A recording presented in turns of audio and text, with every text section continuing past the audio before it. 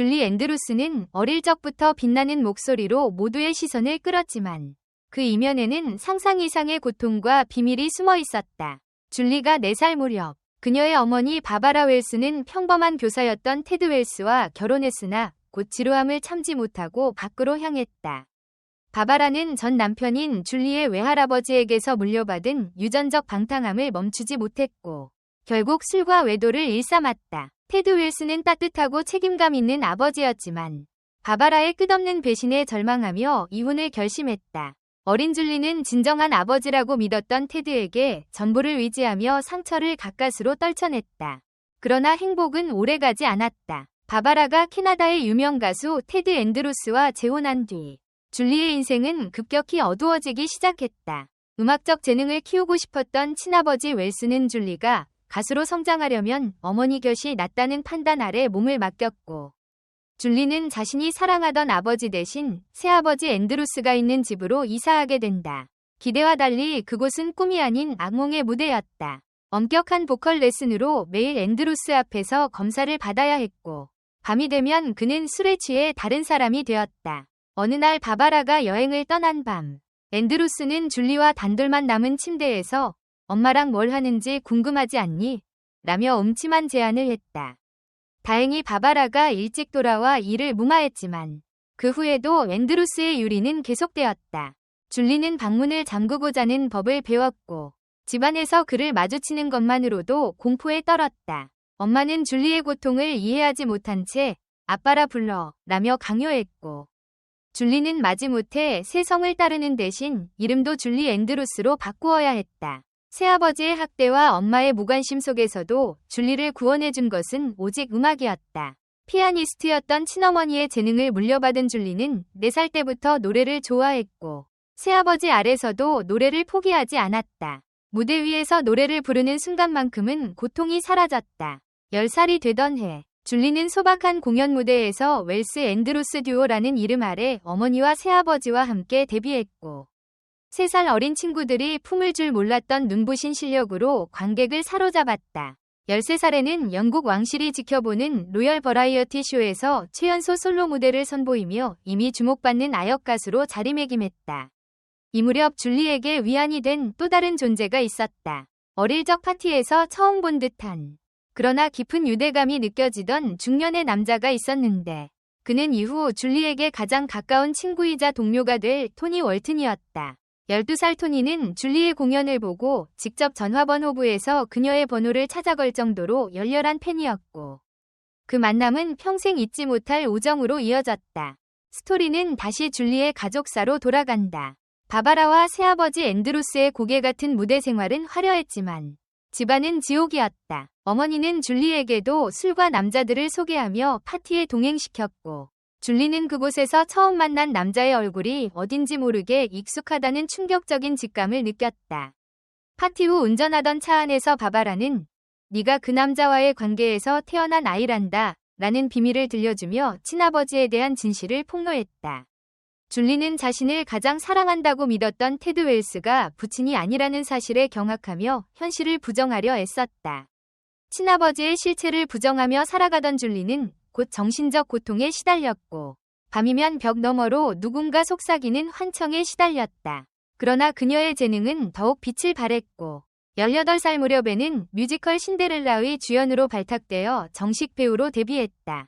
이후 뮤지컬 마이 페어 레이디의 엘라이자 두들리 역 캐스팅은 그녀의 이름을 세계에 알리는 전환점이 되었다.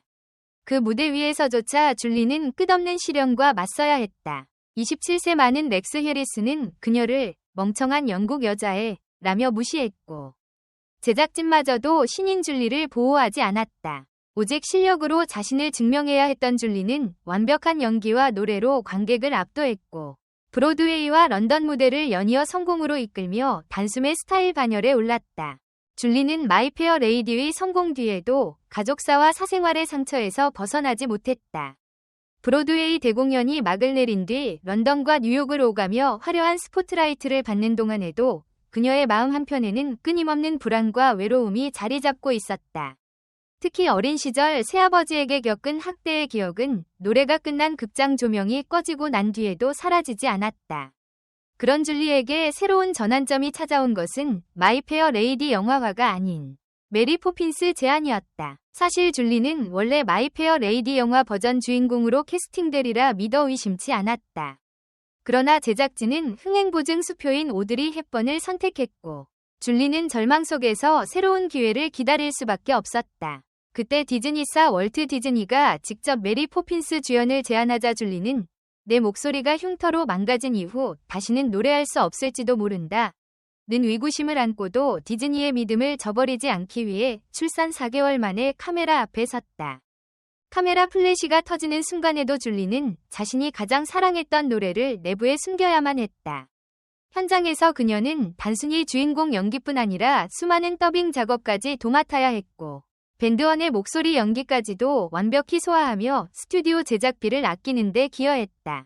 그렇게 완성된 메리 포핀스는 아카데미 시상식에서 여우주연상을 비롯한 여러 부문 후보에 올랐고 줄리는 수상 직후 월트 디즈니에게 모든 공을 돌리며 눈물을 보였다.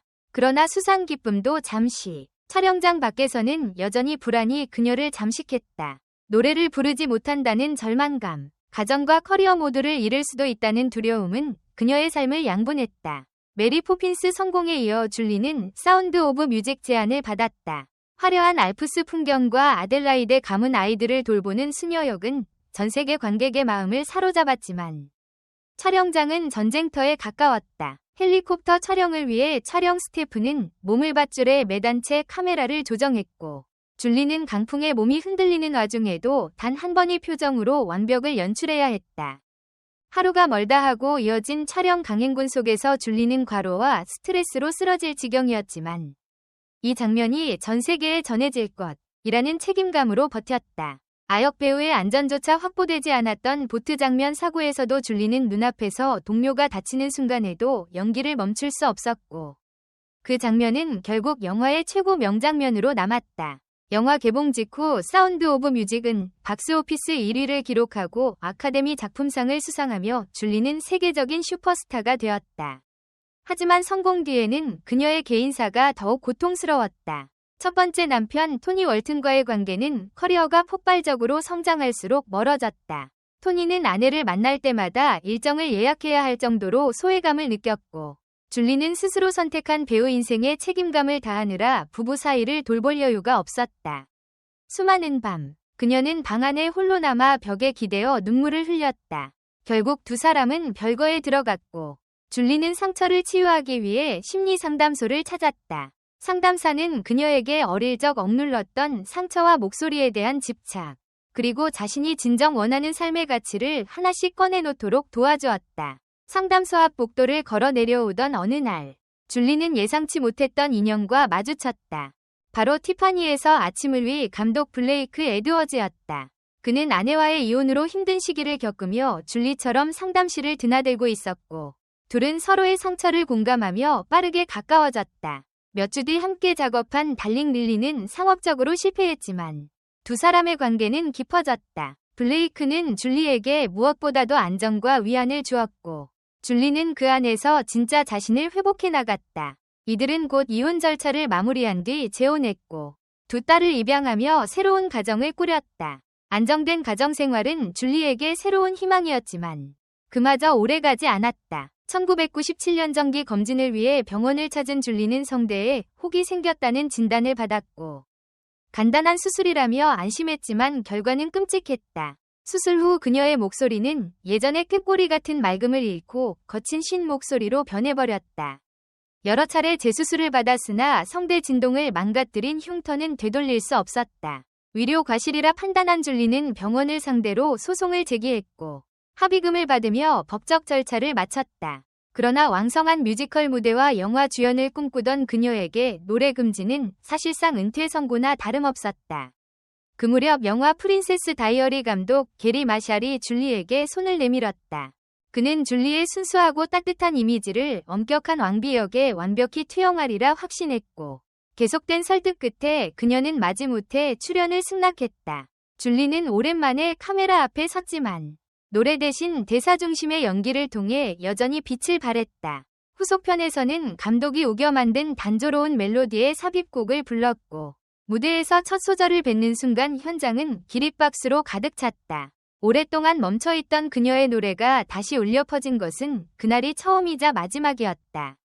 프린세스 다이어리 시리즈는 흥행에 성공하며 줄리에게 새로운 전성기를 안겼다. 하지만 행복은 오래가지 않았다. 41년간 함께한 남편 블레이크 에드워즈가 폐렴으로 세상을 떠나며 줄리는 또다시 깊은 상실감에 빠졌다. 누구보다 신뢰했던 동반자를 잃은 그녀는 밤마다 남편의 빈자리가 더욱 크게 다가왔다. 그럼에도 줄리는 소설 맨디를 집필하며 자신이 겪은 고통을 고백하기 시작했다. 소설 속 주인공 맨디는 고아에서 입양된 뒤 자신의 이야기를 다른 아이들에게 들려주며 희망을 전한다.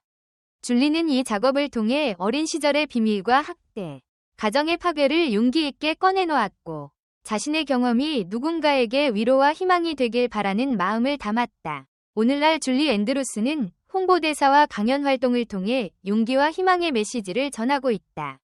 무대 위의 그 화려한 웃음 뒤에 숨겨진 고통과 비밀은 영화보다도 드라마틱했지만 결국 그녀는 자신의 목소리만큼이나 강인한 삶을 살았다. 다음 3부에서는 줄리의 말년 활동과 현재의 삶, 그리고 그녀가 전하는 마지막 메시지를 함께 살펴보시죠. 줄리는 남편 블레이크 에드워즈의 죽음 이후 한동안 연예계 활동을 멈추고 깊은 슬픔 속에 머물렀다. 41년간 동반자로 살아온 사람을 잃은 고통은 상상 이상이었고 한때 자신이 포기했던 글쓰기와 자선 활동을 다시 시작하는 계기가 되었다. 그녀는 오랫동안 묻어두었던 감정들을 꺼내 편지처럼 이어붙여 소설 맨디를 완성했고 실제로 출간 즉시 전 세계 독자들의 뜨거운 반응을 이끌어냈다. 맨디 속 주인공은 고아로 태어나 가혹한 환경 속에서 자라지만 자신만의 목소리와 이야기를 찾으며 결국 주변 사람들에게 희망과 용기를 전한다. 줄리는 이 작품을 통해 내 이야기를 마주한 누군가가 자신도 다시 일어설 수 있다는 믿음을 얻길 바란다고 밝혔다. 글쓰기뿐 아니라 자선 활동에도 적극적으로 나섰다. 어린 시절 자신이 겪은 고통을 잊지 않고 비슷한 경험을 하는 아동들을 돕기 위해 앤드루스 가족 재단을 설립했다. 재단은 아동학대 피해자와 고아를 지원하며 음악 치료 프로그램을 마련해 목소리를 통한 치유의 힘을 전파한다. 줄리는 직접 재단 행사에 참가해 노래 대신 짧은 메시지를 전했는데 그녀의 다정한 말투와 진심 어린 조언은 참석자들의 눈시울을 붉히게 했다. 음악은 내게 구원과도 같았어요. 목소리를 잃었지만 여러분의 목소리를 찾는데 작은 불씨가 되고 싶습니다. 라는 그녀의 말은 큰 울림을 주었다. 한편 연기자로서의 커리어도 꾸준히 이어갔다. 비록 예전처럼 긴 노래 장면을 소화할 수는 없었지만 대사 중심의 드라마와 영화, 애니메이션 더빙 작업으로 자신의 영역을 확장했다. 특히 어린 시절부터 이어온 목소리 연기의 명성으로 여러 애니메이션 캐릭터에 풍부한 감성을 불어넣었고 요즘에도 후배 성우 지망생들을 위한 워크숍을 직접 진행한다. 워크숍에서 줄리는 목소리는 여러분이 가진 가장 친밀한 악기라고 강조하며 단순한 발성 연습을 넘어 캐릭터의 감정과 이야기를 음성으로 어떻게 전달할지에 대해 강연했다. 2000년대 중반 이후로는 테크놀로지와 예술이 만나는 니체 한 영역에도 관심을 기울였다. VR, 가상현실, 과-AR, 증강현실, 기술을 활용해 음악 치료와 연기 워크숍을 융합한 프로젝트를 기획. 전 세계 여러 도시를 순회하며 시연회를 열었다.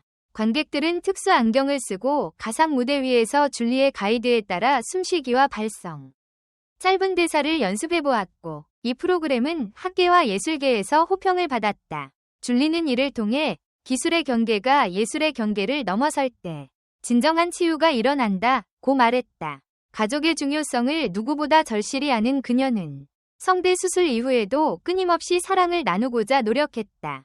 두 딸과 손주들과의 일상은 줄리에게 가장 큰 기쁨이자 치유의 원천이 되었다. 주말마다 함께 산책을 나가고 손주들의 학교 행사에 빠짐없이 참석하며 지극정성 부모 역할을 자처했다. 인터뷰에서 이제는 무대가 아닌 가족이 내 삶의 무대라고 말할 만큼 그녀에게 가족은 무엇과도 바꿀 수 없는 소중한 존재다. 최근 줄리는 연기와 작가 활동을 병행하며 다작을 이어가고 있다. 새로운 자서전을 준비 중인데 이번에는 어린 시절 비밀과 음악 인생, 그리고 자신이 겪은 사랑과 상실을 보다 깊이 있게 풀어낼 예정이다. 출간 후에는 북투어와 강연을 통해 다양한 국가를 방문하며 각지의 팬들과 직접 소통할 계획이다. 또한 다음 해 초에는 다큐멘터리 줄리 앤드로스 목소리 너머가 공개될 예정인데 이 작품은 그녀의 삶을 시간순으로 되짚으며 미공개 인터뷰와 홈비디오, 재단 활동 현장을 담아낼 예정이다. 끝으로 줄리는 유튜브 채널을 통해 팬들과 직접 소통하는 콘텐츠도 선보이고 있다. 짧은 토크 영상에서는 자신의 일상과 철학을 나누고 음악과 연기에 얽힌 비하인드 스토리를 니체 인터뷰라는 시리즈로 연재 중이다. 내 목소리를 잃은 후에도 여러분과 함께 이야기하는 이 방식이 내겐 새로운 목소리예요. 여러분도 언젠가 누군가에게 작은 희망의 목소리가 되어주길 바랍니다. 라는 인사로 매 영상을 마무리하며 전 세계 구독자들에게 따뜻한 위로를 전하고 있다. 이렇게 줄리 앤드루스의 삶은 끝없이 모진 폭풍을 견뎌낸 한 편의 영화 같았다. 하지만 그녀가 전하는 메시지는 단순한 연예계 성공담이 아니다. 상처받고 외로웠던 어린 소녀가, 목소리를 잃고 절망하던 여배우가 이후에도 사랑과 희망을 노래하며 세상에 작은 빛을 전하는 법을 보여준 진정한 이야기다. 오늘 영상이 줄리처럼 자신의 목소리를 찾기 위해 애쓰는 누군가에게 작은 용기가 되길 바라며 그녀의 목소리가 들려주었던 모든 순간을 함께 기억해 주시길 부탁드린다. 댓글 섹션에 여러분의 의견을 남겨주세요. 영상을 끝까지 시청해 주셔서 진심으로 감사드립니다. 앞으로도 더욱 재미있고 좋은 콘텐츠로 찾아뵙겠습니다. 좋아요와 구독, 알림 설정도 잊지 마세요. 다음 영상에서 만나요.